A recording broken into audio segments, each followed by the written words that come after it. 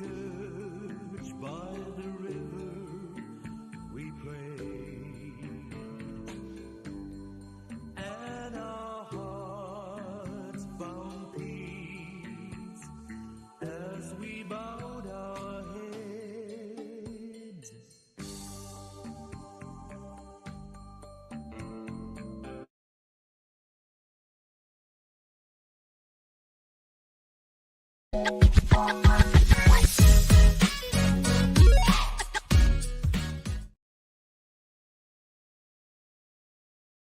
Oh, good morning, everyone, and welcome to another episode of Catholics at Home podcast. My name is JP, and I hope you're keeping well this bright and sunny Saturday morning. If this is your first time tuning into our program, I invite you to like, subscribe, and share today's program as a viewing party with your friends and family. In the meantime, tell us a little bit about where you are actually watching this program from, and we welcome all new visitors from near and far.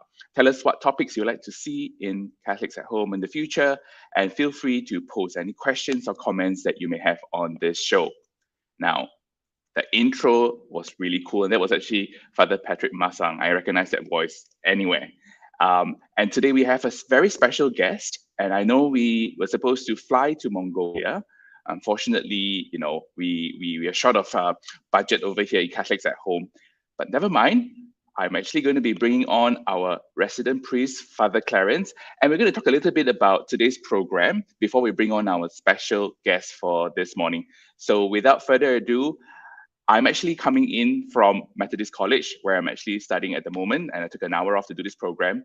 So this is another M in Mongolia. I'm doing it from MCKL. So let's bring on Father Clarence Devadas. Good morning, JP. Morning, Father.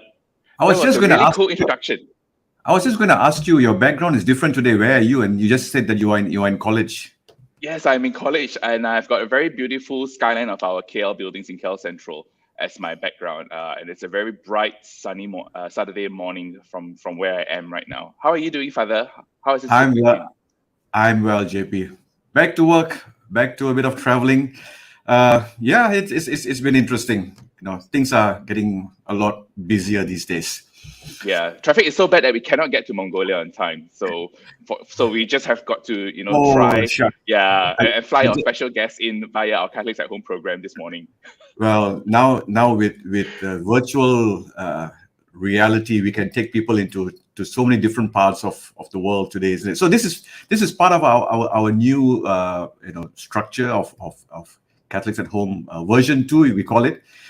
Is that this year we are trying as much as possible to get into different churches across Asia and to get a little insight, a window into the different churches, places that we may not go to, places that we have always wondered what the church is like, places where the churches are small, and just to talk a little bit about the universality of the church and how churches are so different from place to place. Sometimes when you are only in Malaysia, or if you're only in your parish, that's the only reality that you see, isn't it? Yes. So the whole idea here is also to get people to look into the other parts of the wonderful aspects of our church throughout the world. So this morning we are going to Mongolia. Yes. Who would have thought we are going to Mongolia, isn't it? Yes, I'm actually ready. See, I'm actually ready with my jacket because I heard it's actually minus degrees over there in Mongolia. Yes. So we will ask the Cardinal himself, how is he coping with the cold? Yes. So shall we bring on our Yes. guest this morning, Father? So without further ado, I would like to have Cardinal Giorgio Marengo, the Apostolic Prefect of Ulaanbaatar, to join us on our program this Saturday morning. Good morning, everybody. Hi, Father Clarence. Hi, JP. Good morning, Your morning, Eminence. Good morning. You seem a little underdressed for the minus 27 degree weather. And I feel overdressed now. Outside is very cold, minus 27, but inside is rather warm. Thank God we have warm houses. The system still works well. So, yeah. But I just came back from celebrating a Mass with MC Sisters, and it was foggy and smoky and cold. Yeah. Thank you very much, Your Eminence, for taking time on this busy Saturday morning, I'm sure, to be with us. to share a little bit about Mongolia and the church in Mongolia.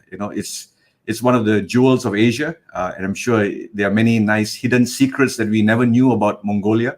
And hopefully our conversation this morning will open the eyes of our viewers also about the church. Of course, Mongolia has been in the news. Holy Father is talking about going there already. Yep. He has mentioned it, and we will come to that in a short while. All right.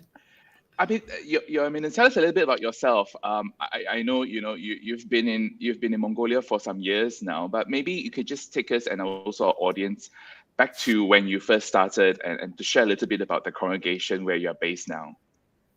Yes, thank you, JP. Well, to introduce myself is very easy. I am a simple missionary, Italian by birth, here in Mongolia since 2003. So for the last 20 years, this year I'm celebrating my 20th year in Mongolia. Very glad, very grateful to the Lord.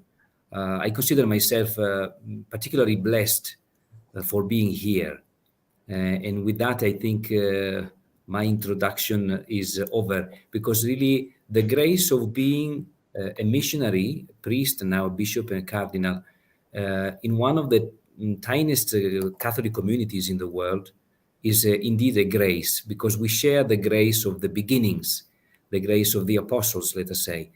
We talk about first evangelization, ad gentes, missio ad gentes, and all this is a reality here in Mongolia. I'm very glad and very grateful to the Lord for being here in the land of the eternal blue sky. Now, if I remember in our earlier conversations we've had, I think you are from somewhere in Torino. Yes, indeed. Yes, I remember correctly. How was it like relocating from Torino to Mongolia? I mean, it must have been quite a difference in terms of culture, food, not to mention weather. Yeah, indeed. Well, it was an adventure in a sense, a very humanly enriching experience. I had the good advantage of being relatively young when I came here. I was 29. So I probably was fresher than I am now, and I had the chance to spend a sufficient time in Ulaanbaatar before moving to the countryside, where it was again a new beginning. So as you said, Father Clarence, the missionary life has to do with this getting acquainted, studying, adapting oneself to the new reality. And I think there is also a grace given for that. And I have all good memories, together with some hardships we went through. But all in all, it is deposited in my heart as something very positive, very, very fruitful. Your Eminence, you've been there, and you mentioned about a congregation, and you've gone there for the last 20 years. What were your earliest recollection of being there initially? Because you talk about going from the city to the rural areas. What was the Catholic community like back then, when 20 years ago? I remember when we arrived, if I'm not wrong, the total number of Mongolian native Catholics was only 200. And now we have reached 1,450, which is still a very small minority in a country of 3 million people. And then it was a very touching experience, because we spent the first 3 years in the capital city to have an introduction to the language first, because language is so important, so crucial. So we went back to our elementary classes time, when we were sitting and learning ABC. So we had to do that for 3 years. And meanwhile, we were exploring a little bit the rest of the country, because the whole tiny Catholic community was limited to the city of Ulaanbaatar. So with the then Bishop Padilla, beloved Bishop Wens, we offered ourselves to be sent anywhere in the country where he thought it would be necessary or useful. So we explored also the country, and Providence brought us to a region in the central southwestern part of Mongolia called Urhangae. And there, 3 years after our first arrival, we moved there. So it was again starting from scratches, because there the Catholic Church had never been in history before. Speaking about, I mean, you mentioned a name, and I remember fondly Bishop Padilla. Yes. meeting him in many of the FABC gatherings, and a man full of life, full of joy. I always used to wonder, he's always got a smile, he's always laughing, and despite all the hardships. And I always asked him, how do you survive the cold weather and you still have a smile on your face? I always ask him, is your smile frozen already because of the cold weather that he's perpetually smiling? Oh, yes. Talking a little bit about the history, Your Eminence, tell us a little bit about how did Christianity arrive? Because I remember in school, if it's Mongolia, it's Kublai Khan, Genghis Khan. We remember studying that in world history. Yep. But It's how a steppe did terrain. It's just cold and yeah. Yeah. how did Christianity arrive in Mongolia? And tell us a little bit of the history of how. Yes, it's very interesting to know that already back in the 8th to 9th century, there were Christians in nowadays Mongolia. In a word, the tribes that were not yet united uh, under the name of Mongolia, which took place only in the 13th century.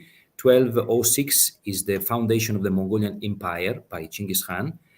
So some of the tribes who were still scattered, they had encountered Christian faith most probably through the witness of traders and monks who were using the Silk Road for their businesses and for evangelization programs, to the point that in the 9th or 8th or 9th century, we have historical evidence of a local Christian community in Mongolia. I have also brought to the program some pictures. Maybe we can have a look at them later. Archaeological findings, even in recent years, showed the evidence of this Christian community. Right now, this one is a very old, ancient cross that has been found here in the steppes of Mongolia. Some of the noble men and women, even members of the royal families, were Christian. Christianity with the Oriental feature. It used to be said Nestorian, which corresponds to the truth, but more recently, scholars prefer to use the term Syriac tradition. The same tradition that, by the way, reached out to India, for instance, the Syriac version of Christianity. So it is very also important for us, as we have celebrated last year the first 30th anniversary of the Catholic Church in Mongolia in recent times, to remind ourselves that if it is true that the Catholic Church per se arrived here in recent history only 30 years ago, it is also true as well that 800 years ago, 900, 1,000 years ago, in the steppes of Central Asia, Christianity was known and practiced in different strata of society. You're talking about some of the archaeological discoveries. Now, we're just going to see some pictures. I think that you talked about the cross, and there was another tablet, like a tablet. What is this here? And then there's another one also, I think. Yeah, this is another important. This one is very even more important. The cross on the stone, because yes, it represents a kind of syncretistic way of presenting religious beliefs, because you can have the idea of a lotus flower around the cross, and this is has been found in Mongolia, and it witnesses to the fact that in ancient times part of Mongolian tribes were practicing Christianity. We have also names of great heroes in Mongolian history, including one princess who plays a very important role in Mongolian history, Sorkhatan Birch, and she left a great impact on the following generations. And during even the Mongolian Empire, the policy of the great Khans was to welcome any religious belief within the empire, of course, provided that all religions would go together and we follow the same civil law. That was a very advanced experience. If we think about today, what we talk about when we talk about interreligious dialogue, coexistence of different religious beliefs, in one society. Well, Mongolians, they have much to teach the rest of the world in terms of democracy, in terms of letting different religious beliefs coexist peacefully. It's interesting that you brought up, Your Eminence, about how the Catholic Church has celebrated recently, in recent times, the 30th anniversary of the Catholic faith. So was there a period of absence where perhaps the mission was perhaps not welcome? I'm not quite sure whether the word is welcome, but what happened? There was a period. It sounded like there was some animosity perhaps in those days. Yeah. Thank you, JP, because you gave me the chance to complete the picture. Of course, if we talk about an ancient Christianity in Mongolia, we have also to acknowledge the fact that starting from the end of the Yuan dynasty, Kublai Khan, Christianity started becoming a minority, corresponding also to the time in which the Buddhist faith knew a great spreading in all Central Asia. Mm-hmm. So gradually, the situation of Christians in Mongolia became a situation of minority. The contacts with the rest of the Christian world also were cut off. So in the round of a few generations, practically the Christian faith disappeared, one could say. There was no turnover in the leadership of the Christian communities. We don't know much about 15th century on. But then we reach the 19th century, and with the destiny of the Mongolia at that time being still under the administration of Manchuria. And that was the time in which Tibetan Buddhism took over, it became the state religion. Until last century, 20th century, remember, Mongolia became the first country after Russia to adopt the socialistic, the communist set of politics. So Mongolia became the People's Republic of Mongolia. And then all religions were banned, including Buddhism, of course. So for the whole, for 70 years, it was almost impossible to get into Mongolia. Mongolia was a very isolated country. Then that's why we have to reach the 90s of last century, when in 92, the first three missionaries of CICM, the Congregation of the Immaculate Heart of Mary, were able to reach Ulaanbaatar. So there was a long period of absence of Christian faith in Mongolian history. And that's why also in recent times, sometimes Christianity is seen as something coming from abroad, because many people don't know their own history. They have lost track of their past. You were saying that when the missionaries first came, there were about 200 Christians or Catholics. And now you said 1,400, and you were very precise. 90, is it? 50. So looks like that's one parish. My parish has got 2,000 people. So Yes. literally, probably you know everybody by name, or at least you know the face. That's the beauty of it all. But I was just curious, what attracts them to the faith? In that growth that you see, what draws them? Or what makes them inquire about the faith? Well, good question, Father Clarence. Thank you. Usually, of course, we have to say that every person has a different path, a different journey. We have very interesting stories. If we interview our faithful, you can find very different stories that brought them to the church. But in general, I would say a genuine experience of Christ's presence in their life through the witness of other people surely touches their heart, and they start questioning themselves about the reality of a God who is very close to each one of us, whom we can meet through the sacramental life of the church. For instance, the attraction exercised by the sacrament of reconciliation is very strong.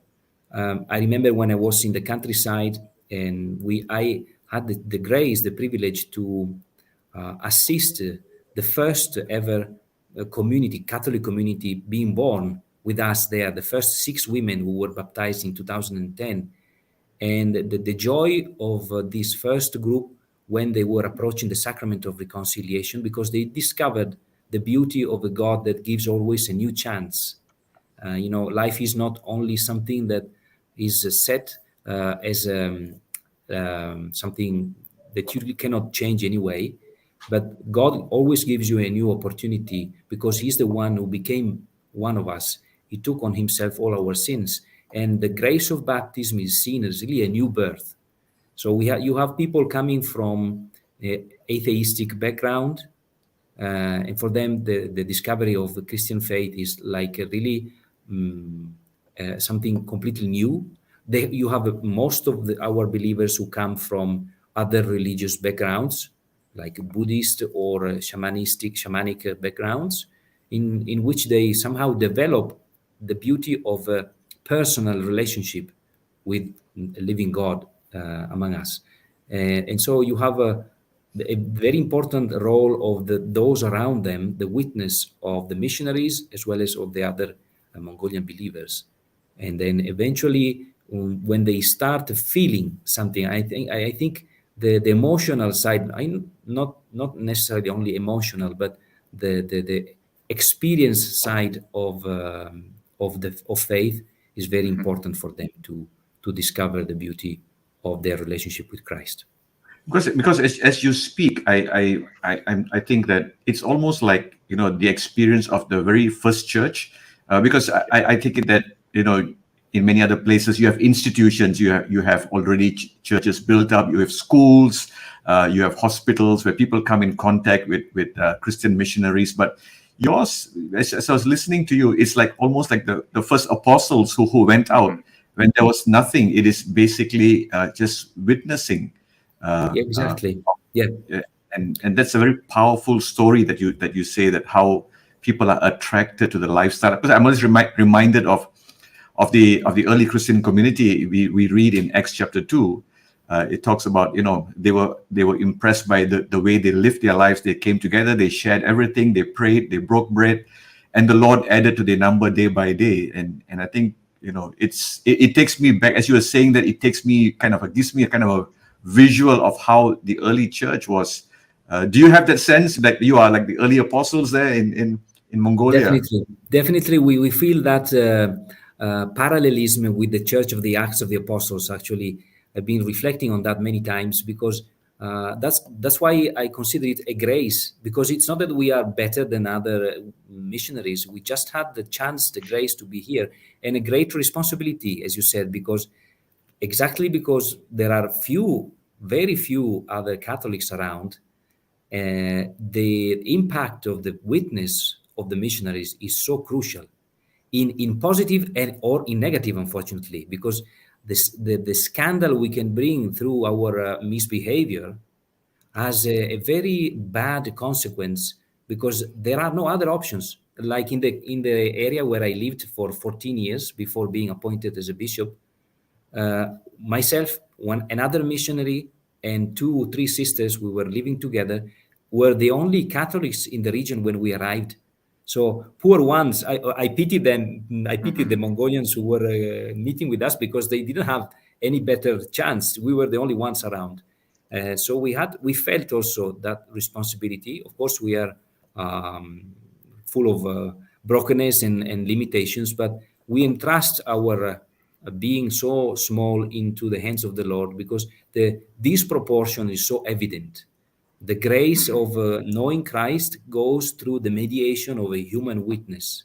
So that human witness would be always lacking something, but in as much as it is a reflection of the presence of Christ, it might speak to the heart of people. And that's when and how also we discovered at an experimental level the power of the contemplative dimension of mission. We started having Eucharistic adoration when no Christians were around us. Just we felt we had to kneel down in front of the Blessed Sacrament, spending hours during the day, in our gear church, our chapel was a gear, a tent, and we felt the need to implore the grace of knowing Christ.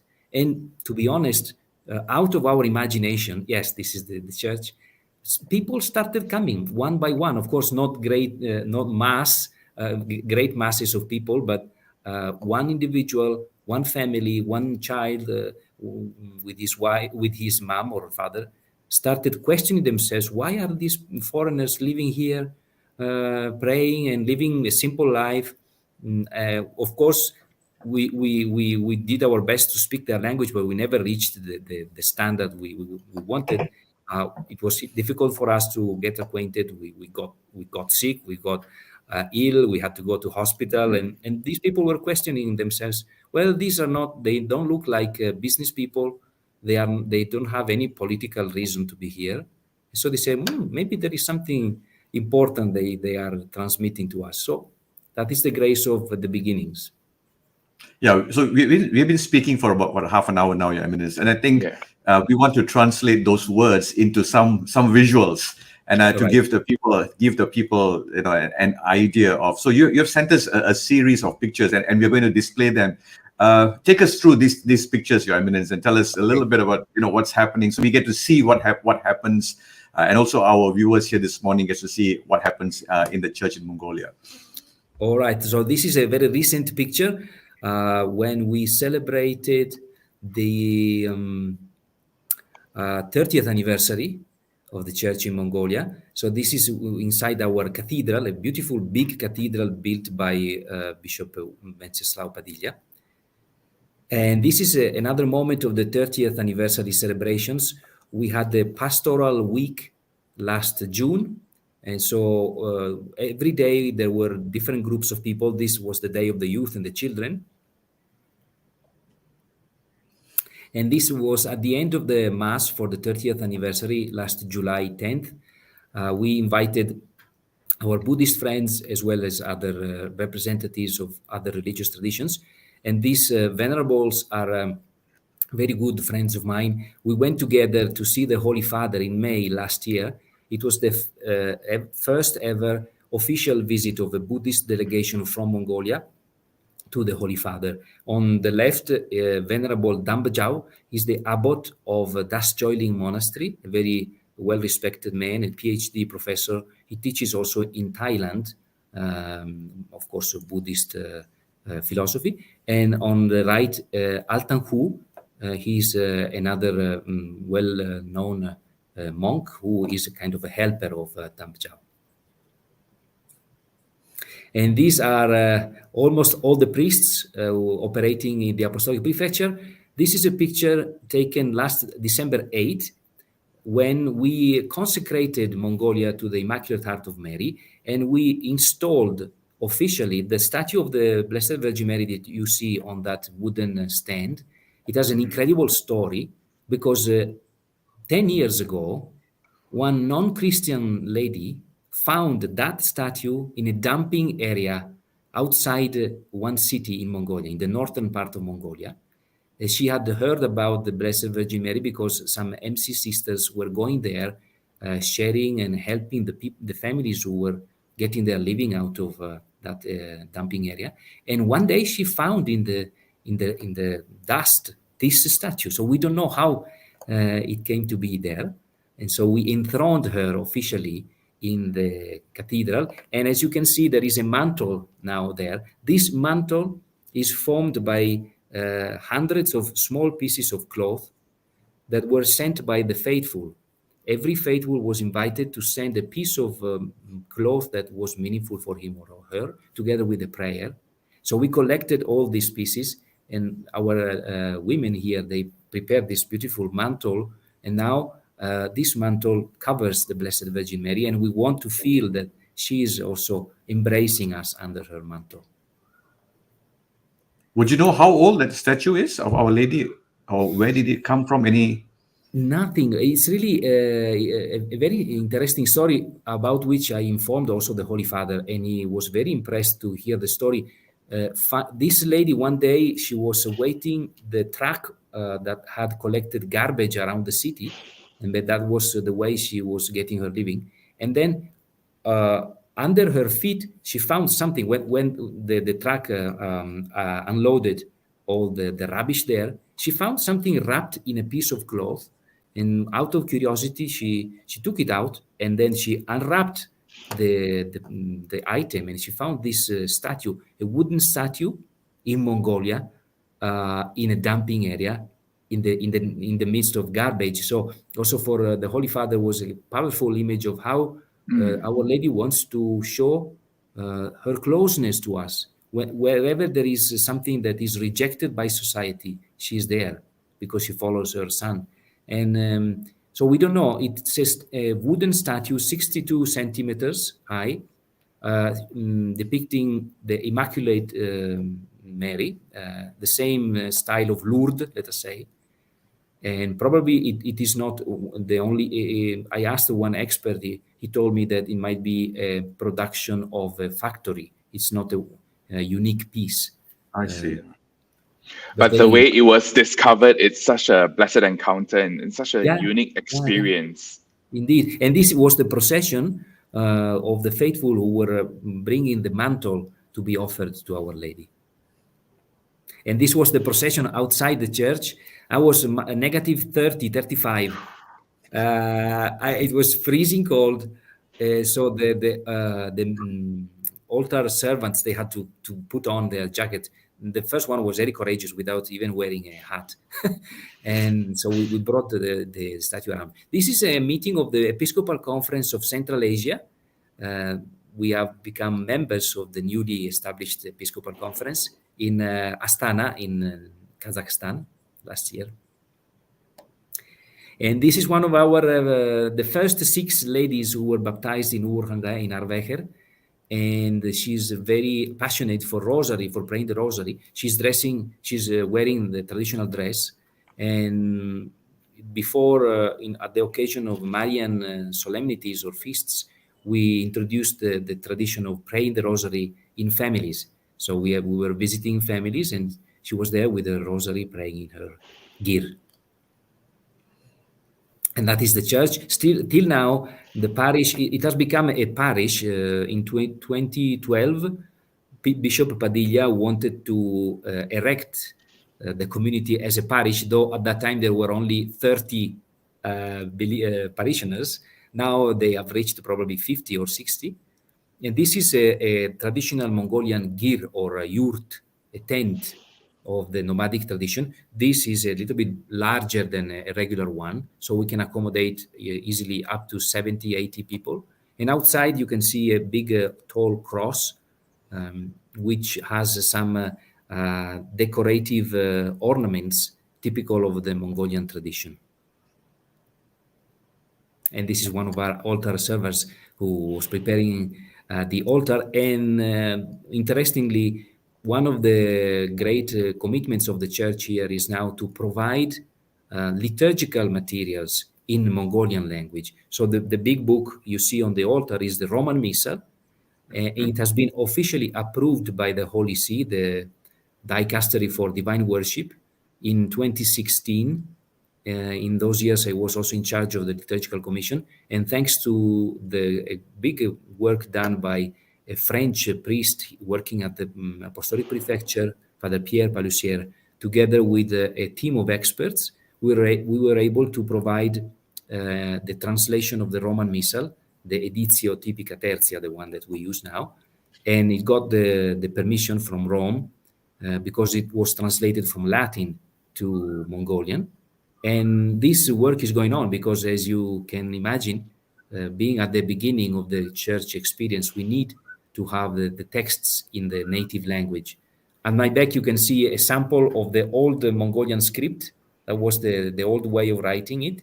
Now we use the Cyrillic alphabet, like Russian. But the Mongolian language doesn't have anything to do with the Russian language, only the writing. We share the same characters. So, Your Eminence, is there a version of the Mongolian Bible, for example, and like what you mentioned, all the liturgy and all the documents are available now to the congregation in Mongolian?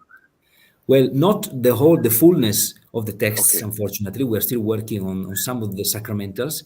But for the Bible, we have a version in Mongolian, thanks to the great work of our evangelical brothers and sisters. They were the first ones to get involved in the Bible translation. Yesterday, we had lunch together with the head of the Mongolian Bible Society, which is run by a committee of different scholars from different Christian denominations, non-Catholic denominations. The only thing is that the Bible we have in Mongolian is the Protestant Bible, so we still lack the books that are not present in the Protestant Bible. So for those books, we have a temporary translation made by the missionaries here. So for the readings of the daily mass, we have all the readings, but for the Bible, we still have some books lacking, missing. So we are working with the Mongolian Bible Society. Hopefully in 2025, we will start a new project of translating the missing books. So by 26, 27, we should be able to have finally a Catholic Mongolian Bible. Wow. Father Clarence, these are kind of things that we take for granted because, I think in Malaysia, from our perspective, it's so entrenched, and we've had the community here, very well established community here, and just hearing, Your Eminence going through the experience of going to a community where there are only 200 Catholics to where it is right now. It sounds like it's something that you can only do all of this with God's intervention and with divine help. Really, truly amazing. And so, Now, as you were yeah, saying that, JP, and things that we take for granted sometimes here in a little bit more developed nation, yes. sometimes it's a luxury in other parts of the world. So I mean, even looking at your church as a tent here, sometimes you're complaining that our churches are too hot, Yes. churches are too crowded, and you realize that these are things that that don't exist, and it's just a tent, and a tent that accommodates, and the faith is beginning to grow among the people, and I think that's something for us also to remember and to also to appreciate. I'm not saying that we shouldn't have big churches in places like that, but also to appreciate Yes. what we are. Sometimes we take these things for granted unless we realize that when we look at somebody else in another part and having to go in the procession in that cold weather. Yes, I was just going to talk about that, right? As an altar boy, I cannot imagine doing this at -30. I mean, at +32, it's already a very challenging one for altar service, let alone a -30 version of this. I was just Truly curious, something. Your Eminence, in terms of pastoral activity today, what kind of pastoral activities do you have? Let's say for the young children, do you have catechism classes? For the youth, you have youth ministry. For the adults, what kind of pastoral ministries that you have together with your clergy? And I'm sure you have some lay catechists also and sisters working together. Yeah. Well, actually, we are blessed with a very active and dynamic missionary community. We have 26 priests operating in the Apostolic Prefecture from 12, 13 different countries, plus 2 local native Mongolian priests. We have 2 Mongolian priests, and then 42 sisters, also from different societies and of different backgrounds. So it's a very vibrant missionary community. We try to keep the spirit high by gathering quite often. Yes, thank you. This is one of the gatherings of the missionaries. And the pastoral activities are run mostly in our 8 parishes. We have 8 parishes officially erected as such, and one church which is not yet a parish. It works as chaplaincy for the university students. So 8 plus 1 officially established places of worship, let us say, because every single place of worship has to have a recognition from the government. So this process is also quite time absorbing. And in every parish, we have a parish priest, sometimes an assistant parish priest, sisters working, and we have, let us say, the average setup of every parish in the world. So we have catechesis for the newcomers. We have catechesis to introduce people to the sacramental life. We have a program of a 2-year program for catechumenate. So it's a quite a demanding period, but we found out that it's necessary. And then we have a post-baptismal catechesis. We have training for the youth. We have been working in recent years at the Mongolian translation of the UCAT textbook, and it works very well. We have UCAT groups around across the different communities, and we have commissions working at the level of the Apostolic Prefecture, including one youth commission. And so, for instance, for the youth, we are dreaming of a youth gathering if the Holy Father will confirm his visit to Mongolia. It would be a great opportunity for the youth that we have to share their experience with the Holy Father. What are some of the challenges, Your Eminence, for your in terms of your ministry in Mongolia? What would be some of the primary challenges that you encounter? Well, I would say that in order to provide sufficiently deep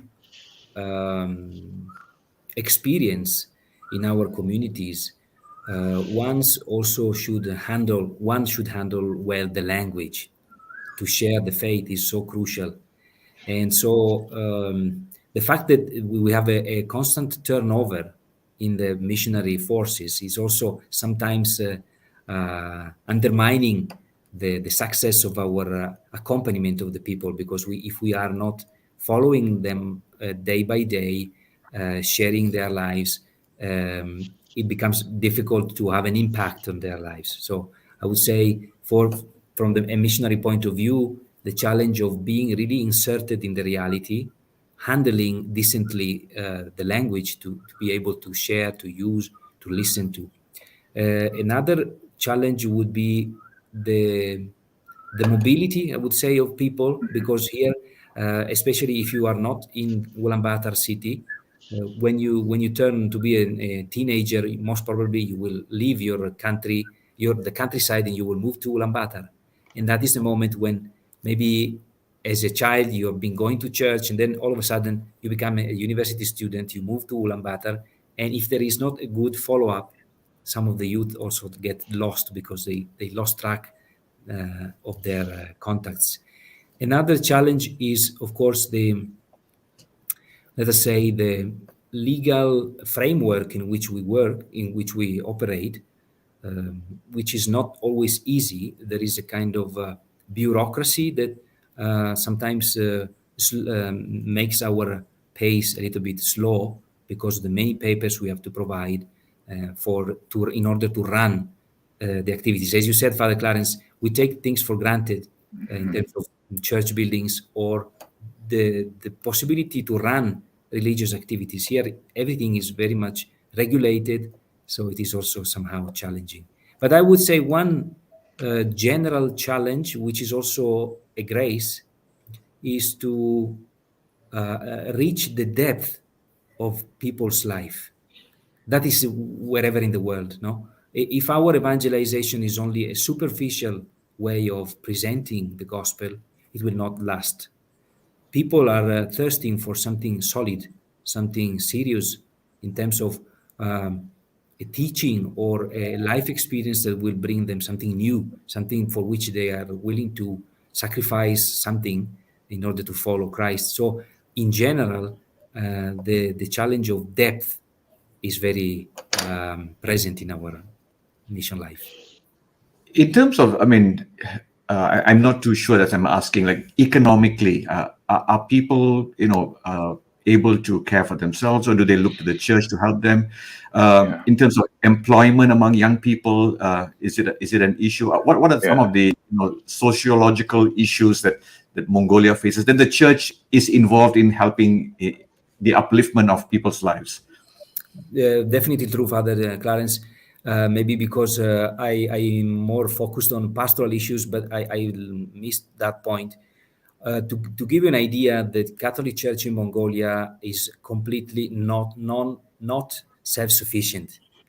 Or let us say the other way around, it relies all or solely on help from abroad, because from within our communities, the socio-economical conditions of the average, the majority of our people is rather low, and we cannot afford the expenses that we have only from within. So Mongolia, to be honest, is considered a low income, I mean, low middle income economy. It's not considered anymore a developing country, to be honest. World Bank standards say that Mongolia is a low middle income economy. There has been a great development in the last 20 years, that is true. But together with that, we see, especially in recent years, a high level of inflation. The costs of living costs are rising every day. So it is also a great challenge for the church to keep running the activities with the budget that we have, unless we have people of goodwill that help us from abroad, because locally we cannot support ourselves.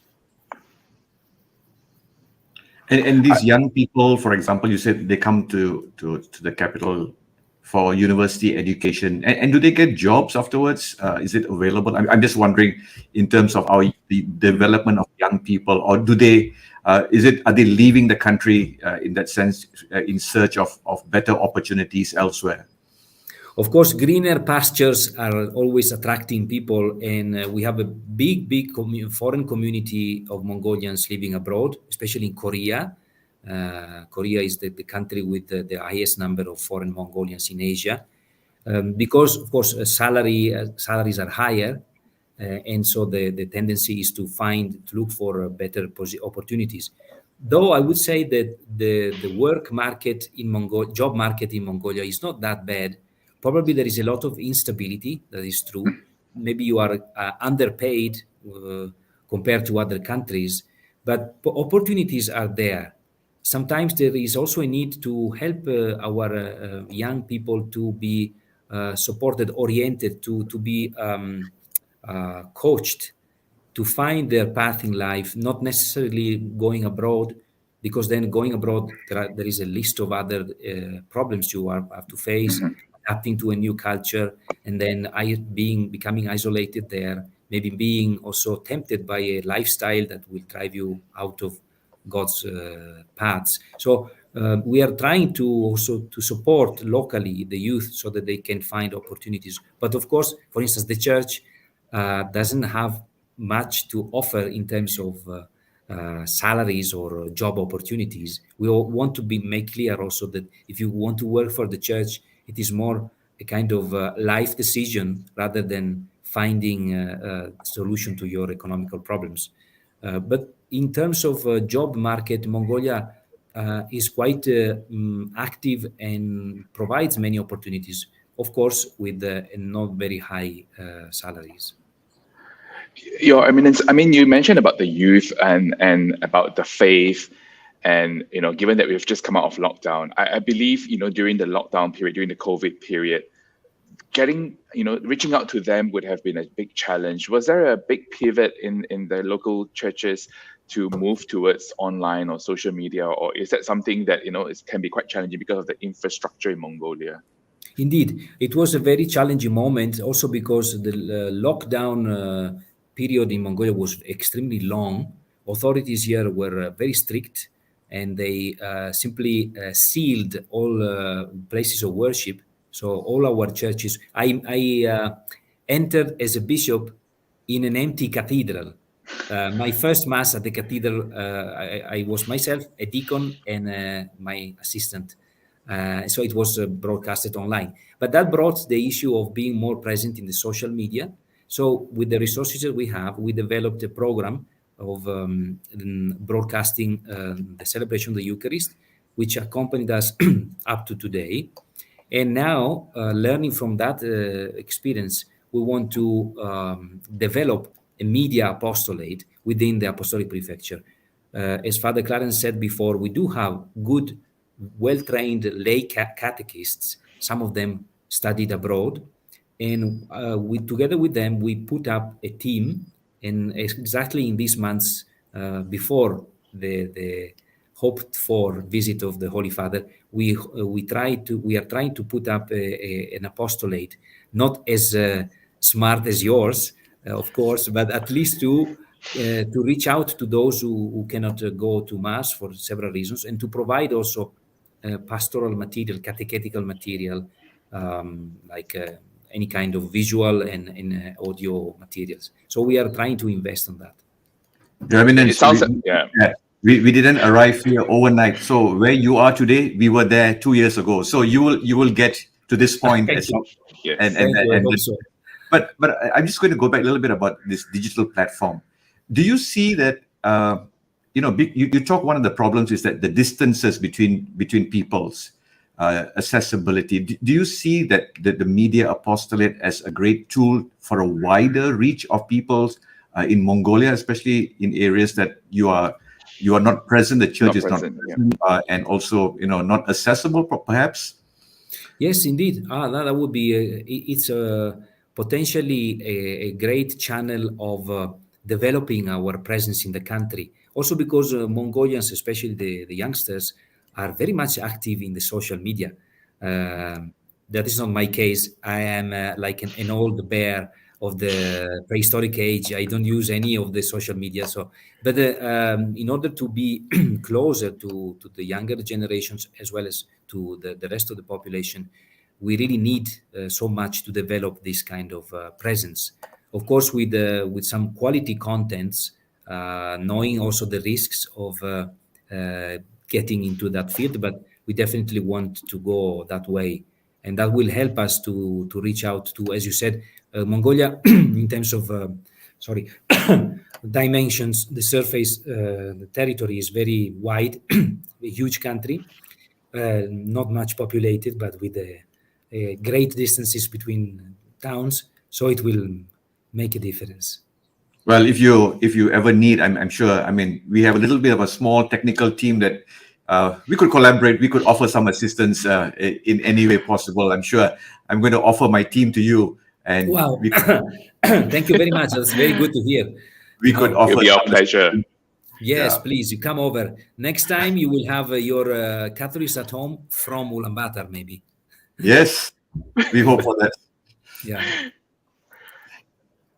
Yeah, I mean, I just wanted, you talked about the youth and yourself being young, right? I know you consider yourself not young, but I would say that you are young. And given that you are the youngest in the College of Cardinals, and with the bishops, or rather the Bishops' Conference of Central Asia that was just newly formed, what is the hope that the church intends to play, given the strategic location of Mongolia between two countries, larger countries, and also from an interreligious dialogue perspective? Could you give us a sense of what's taking place in Mongolia at this moment on this?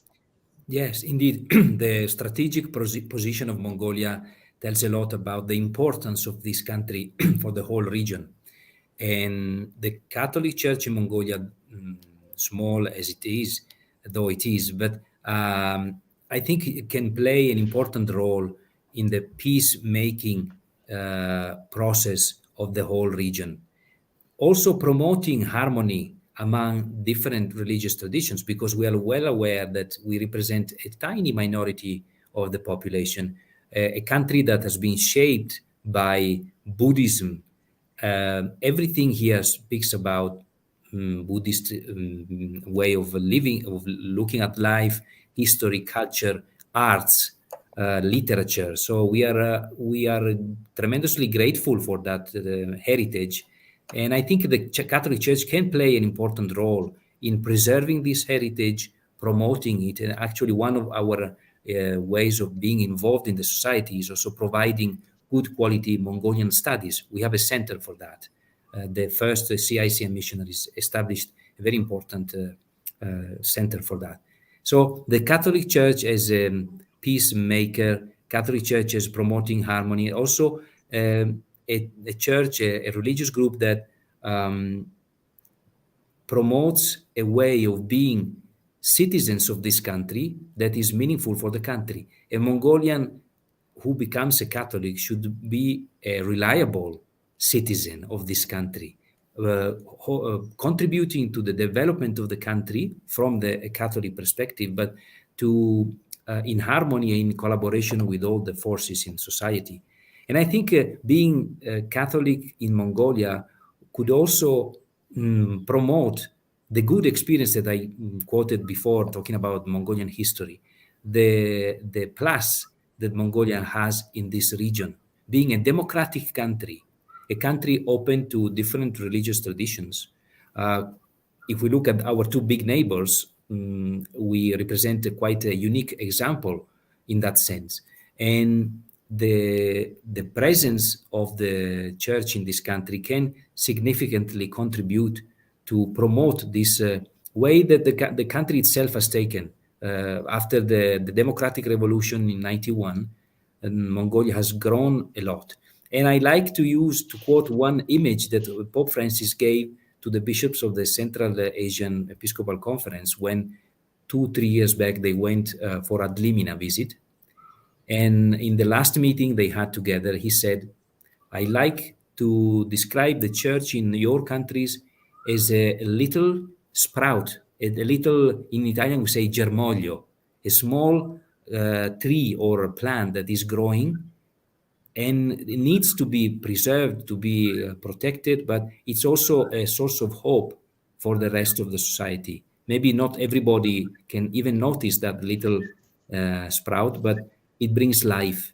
So we hope that even the long-awaited for visit of the Holy Father would definitely touch these topics.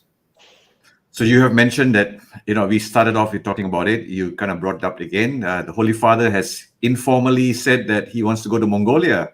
Yes. Any insight, information? When is he coming? Is he coming?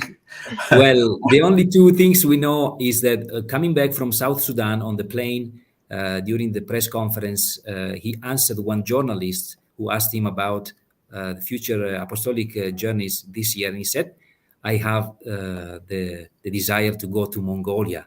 And then recently, 2 days ago, 3 days ago, at the general audience, it seems that he repeated again, he said about this plan to go, but nothing is confirmed, of course.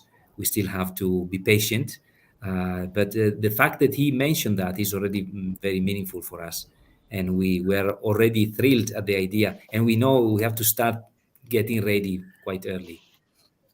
I just want, maybe from your own understanding, how significant would it be for not just for the Catholics, but for the country Mongolia, with the visit of the Holy Father, if he does come?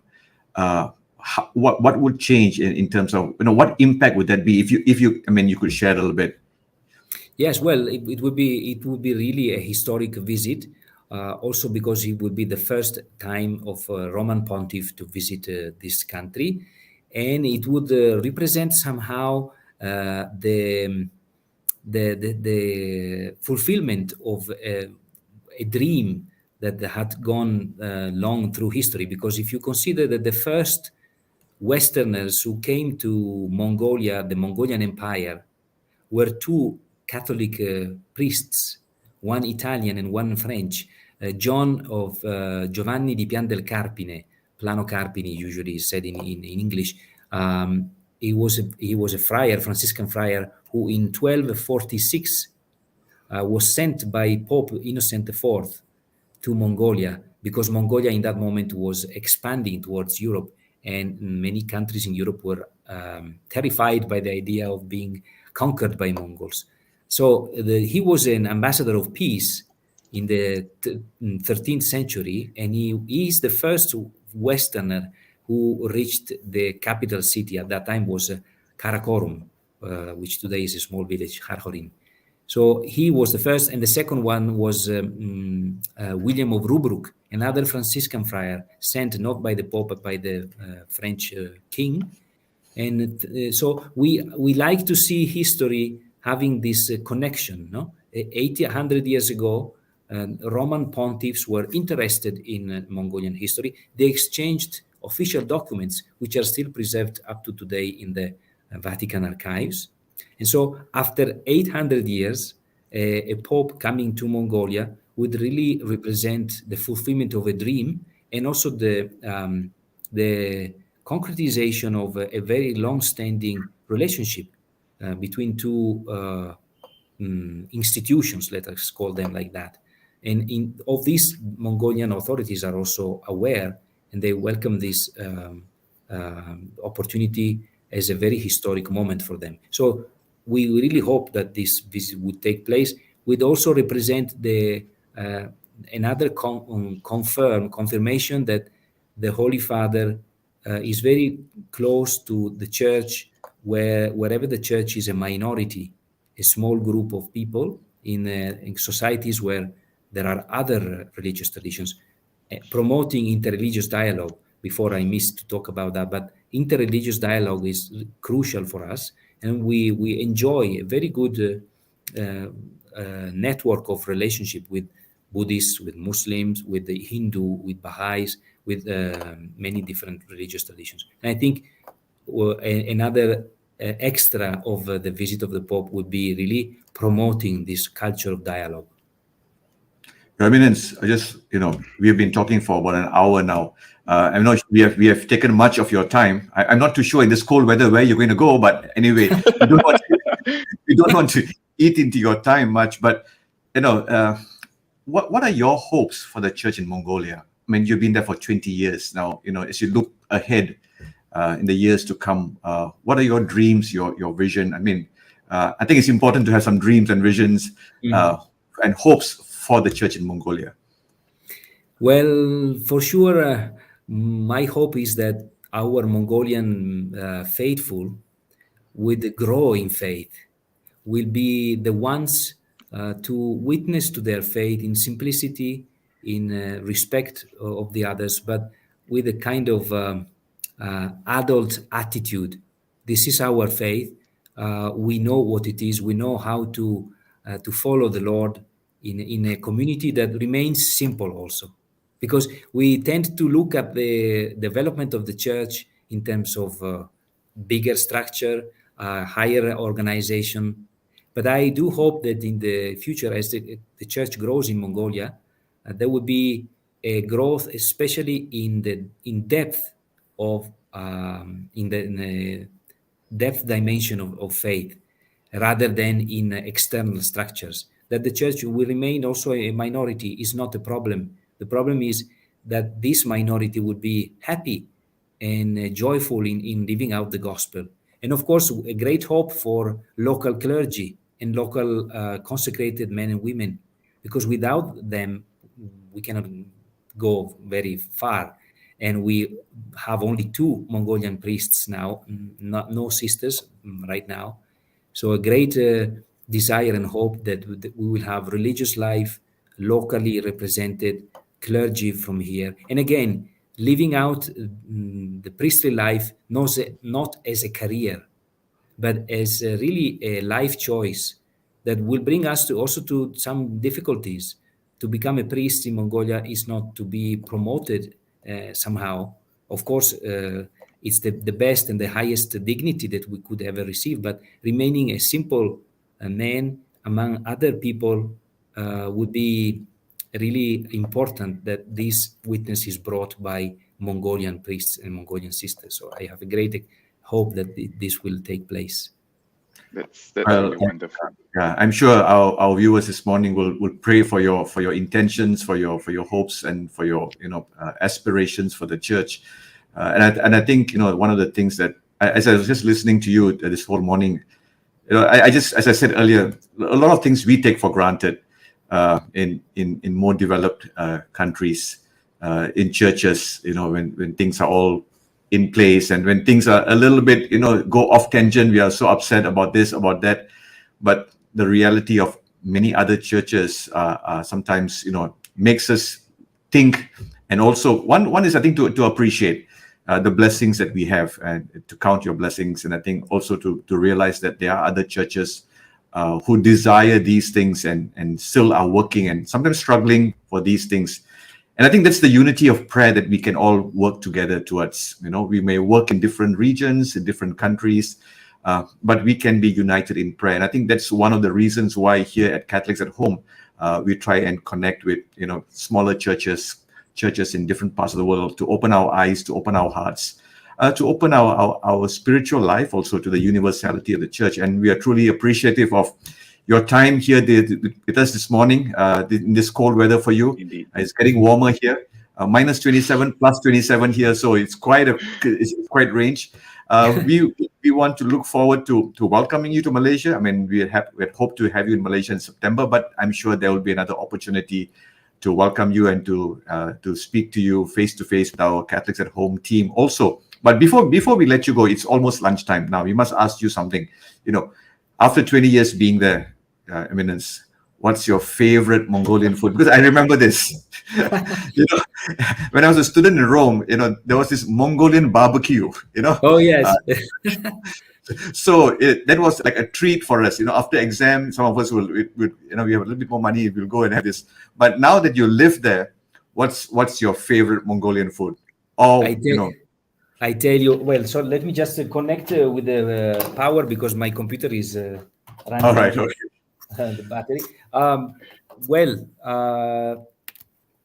Soyvang. Soyvang is a fried noodles with meat and potatoes and some few other vegetables, but mostly meat. Because as you know here, we are meat lovers, and so meat is everywhere. That combination for me is also reminds me of some kind of spaghetti, and so I like that very much. So there's a little bit of element of home in that dish as well for you. Yes.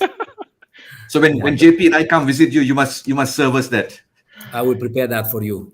It's interesting because I was going to ask you, if any of our viewers today, are inspired to travel to Mongolia, where do they look up the resources on the Catholic churches available there? Is there a website they can go to or somewhere that they can look into in terms of helping, for example, with some of the local church activities? Sure, thank you for that. We do have a website. If you surf the net, you will just digit Catholic Church in Mongolia. You will be redirected in English and Mongolian. And we have, a good number of information there. So you can connect through that. And probably you can also find us in Facebook. I'm sure there is a Facebook page, but as I said, I don't access it. But we do have, and our nascent media team will soon come up with also a Twitter account and other social media. But the website is available, and we do have some information, relevant information there. Thank you so much. This morning we have been speaking to Cardinal Giorgio Marengo, the Apostolic Prefect of Ulaanbaatar. Thank you so much for spending the last 1 hour and a bit more with us, talking through your life, how it has been for the last 20 plus years in Mongolia, and talking about some of the activities and some of the missions and the flourishing of from 200 to 1,000 plus and to many, many more. And we pray for the community there. As you wrap up this morning's program, Your Eminence, I would like to invite you to lead us in a prayer, in a closing prayer and a blessing, please. Sure. Thanks to you for the invitation. It was a very nice moment to spend with you to share. So we invoke the presence of the Holy Spirit with a moment of silence, and then I will give you the apostolic blessing. Come to us, Holy Spirit. Come to lead us to witness to the risen Christ. Make of us a family that recognizes you and gives room to you in our daily life. Bless our people, the people who have followed this program, those who have had the initiative to start this program. Bless our dreams and our efforts for your kingdom. The Lord be with you. And with your spirit. And may Almighty God bless you, the Father and the Son and the Holy Spirit. Amen. Thank you, Your Eminence. Thank you so much for spending your time with us. And Father, for next week's program, I think you would like to give us a teaser to this. We are days away from Ash Wednesday. Maybe you want to share with our audience what's coming up. Coming this Wednesday is Ash Wednesday, and then we go into the season of Lent. And so next week for our program, we are kind of initiating this Lenten campaign and what's in store for us in Lent also. So we have prepared a session, a conversation on what we can do for Lent this year. Something different from previous years. I look forward to seeing all our viewers. to join us in this conversation about the season of Lent and how this Lent can be different for you, for your family, and for your community too. So don't forget to tune in next week, Saturday morning, same time, 10:30 a.m. We look forward to seeing you there. Until then, thank you so much, everyone. Thanks for tuning in to episode 125 of Catholics at Home. Wishing you a blessed weekend and see you next Saturday, 10:30. Bye-bye. Bye.